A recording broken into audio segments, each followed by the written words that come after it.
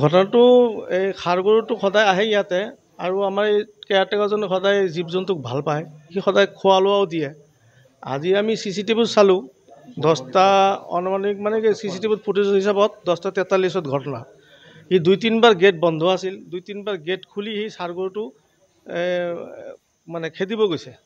3বাৰ গৈছে, 3বাৰহে 3বাৰৰ পিছত মানে সি যেতিয়া খেদিব গৈছে ষাঁড় গৰুটো তাক একদম জোৰে খুন্দা মাৰি দিলে।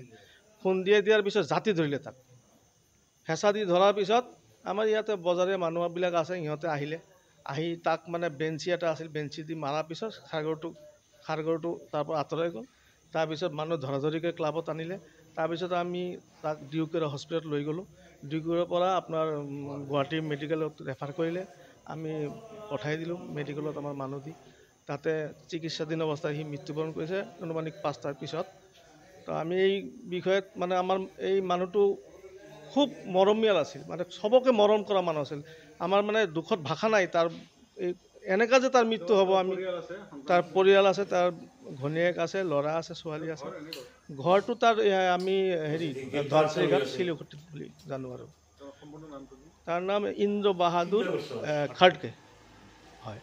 খুব ভাল মানুহ আছিল। আমি মানে আজি খুব শোকতপ্ত হিচাপত মানে GMC তাতে আছে। এইটো পষ্টমৰ্টম হ'ব কালি।